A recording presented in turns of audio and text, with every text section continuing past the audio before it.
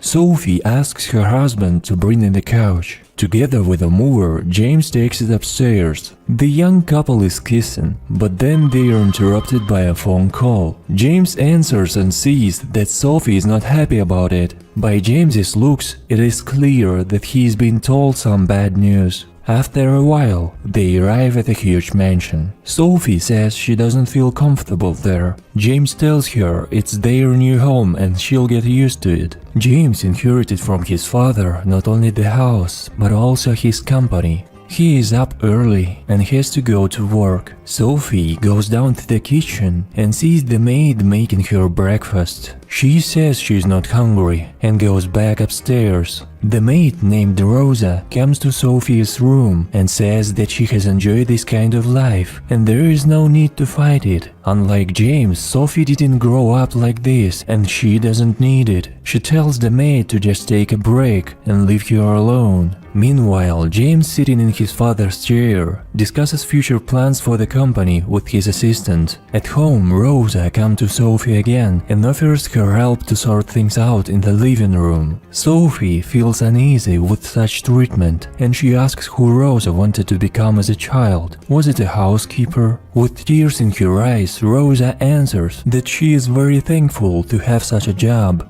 In the evening, James comes home and asks where all the maids are. Sophie says that she fired them. James is shocked by the news. The girl replies that they were only an unnecessary burden. Besides, Rosa hasn't seen her family in Guatemala for 14 years. Sophie says she just sent them off to find their dreams and gave them 2 years as pay. James says this mansion is too big for the two of them to manage. Sophie reassures him, saying that this house is now only for themselves and they make love. The next morning, the company meeting is interrupted by a phone call. James's assistant says that it sounds urgent. James picks up the phone and Sophie tells him she's losing her mind and needs his help with the loan. James says he's at work and can't come right now, but promises to do everything tonight. In the evening, James tries to start the lawnmower, but it's not working. Sophie sees how difficult it is for him to manage his new job and do the household cares at the same time. The next day, Sophie calls James at work again and bothers him with questions like why they moved into this house and if this was the right thing to do.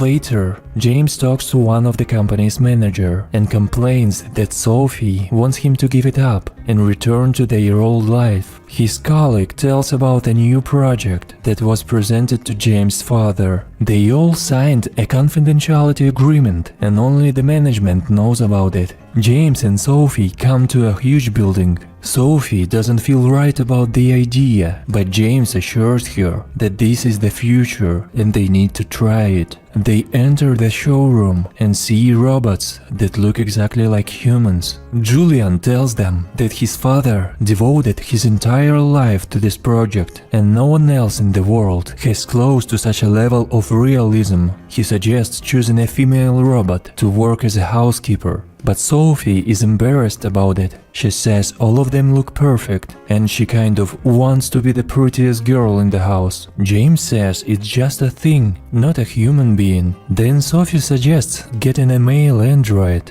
Julian shows them the robot named Henry. He orders him to kneel down and lick the bottom of James's shoe to show the subhuman submissiveness of the machine. Sophie is discouraged by it. At home, a docking station for Henry has been set up in a separate room. Julian says he will be their personal advisor and they can call him anytime in case of a problem. The next morning, Sophie enters the kitchen and sees Henry making breakfast for James. He asks what she would prefer, but Sophie refuses. She tells James that she sees him as a human and feels weird giving him orders, so she would rather make her own breakfasts. James suggests her to think of him as a washing machine and just let Henry do his job. Sophie says he is hard to distinguish from a human. When Sophie goes downstairs to the kitchen, she finds a breakfast and a note from Henry that says, "I know you don't like your breakfast made for you, but I made coffee for James and didn't want the leftover to go to waste. The banana was not made, it was delivered as is." She finds this simplicity cute and accepts the breakfast.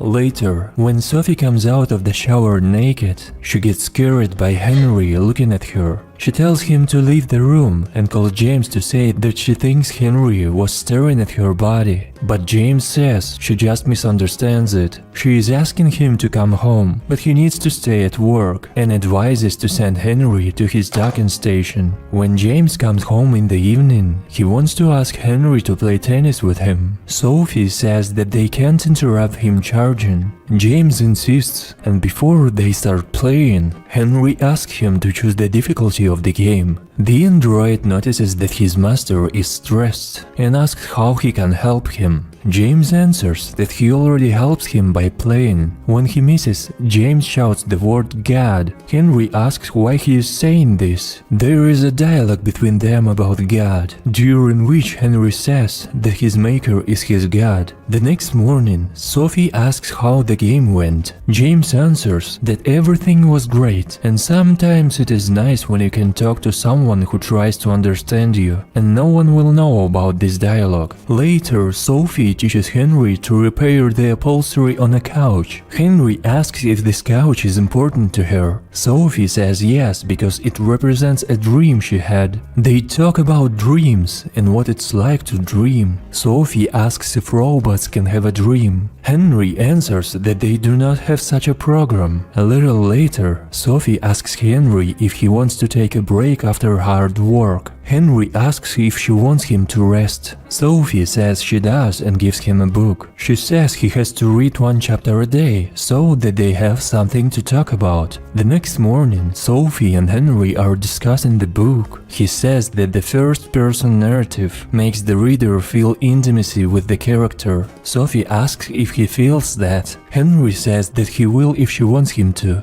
Later, James and Sophie are relaxing in the chaise lounges, and Henry brings the juice. Sophie asks what he thinks about the feeling described in the book. Henry tells them some interesting things about human feelings, such as lust and love. James joins the dialogue. During the conversation, Henry says that he can emulate lust if they would like him to. At night, Sophie hears a strange knock. She goes out of the room and calls Henry, but he doesn't answer. Then she sees an open door that makes the knocks. When Sophie goes outside, she finds Henry lying on the lawn naked. She calls him by his name and he wakes up. Henry asks where he is and how he got there. In return, Sophie asks if he was dreaming. The android says he dreamt he was human. Sophie takes his hand and leads him into the house. Also waked by the noise, James comes out and helps Henry to get to his docking station. The next morning,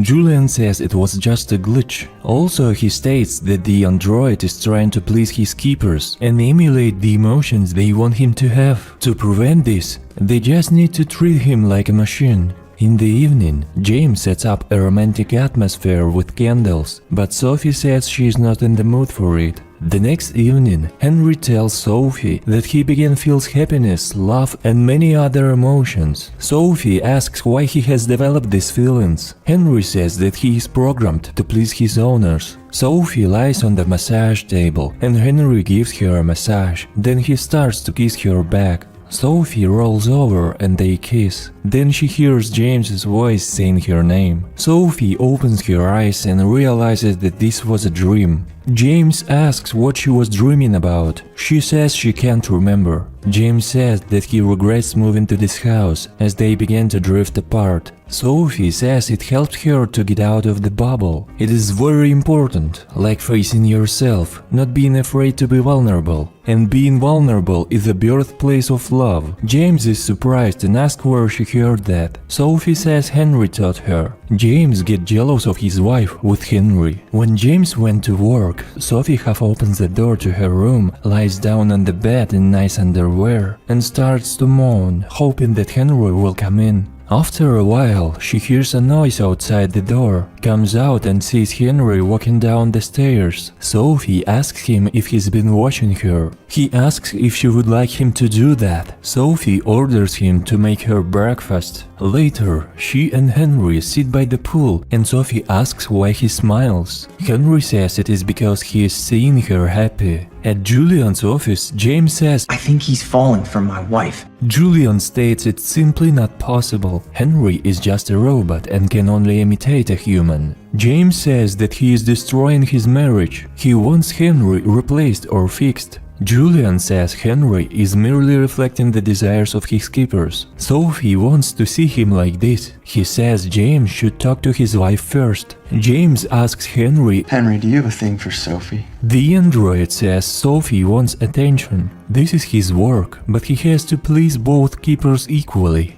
James orders him to stop flirting with his wife, but Henry needs a unified directive from both of his owners. Also, James orders Henry to stop reading and discussing books with Sophie, and then sends him to the dock. The next morning, Henry tells Sophie that James wants him to stop reading, and he needs to hear that from both of his keepers. After that, Sophie has a quarrel with James, packs up and leaves. In the evening, James calls Henry to shave him. Turning around, he sees that Henry has come completely naked. The android starts shaving him, and then they have an intimate moment. Sophie comes home. Henry is giving her a massage and asks her to roll over. Then suddenly he starts kissing Sophie. She opens her eyes and sees him whisper, I love you, just like James does. She is frightened and asks why he did it. He says it's because she wants him to. Then Sophie orders Henry to leave. When James comes home, he sees Sophie smoking, totally upset. He asks what happened. Sophie says Henry kissed her. James yells at her, saying that she provoked all this. After this, he comes to Henry's room and hits him in the face, and then smashes his docking station. The next morning, Sophie asks James to stay until Julian arrives, but James can't give up his job. Sophie puts things together in her room and gets scared when she sees Henry. All disturbed, he asks if they want to get rid of him and wants to know what's wrong with him. Sophie says James is very upset with him kissing her. Henry can't understand it and says that he dreams to become a human with all unpredictable flaws and complex feelings. He tells Sophie to talk to James because he thinks he's a hypocrite. She is going to James's office when Julian arrives. Sophie asks him to stay with Henry. Julian orders Henry to go to the docking station, but he refuses. Sophie is talking to James at the office. They are having a serious issues. They both want their old feelings back. When they get home, they see naked Henry walking around the yard. They ask where Julian is, and Henry answers that he has left. Sophie says his car is here. Henry replies that he just walked away. He tells them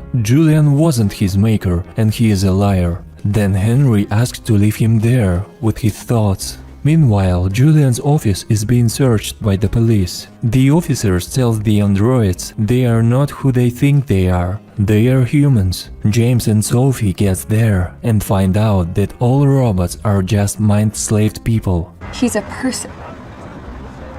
He's a f***ing person.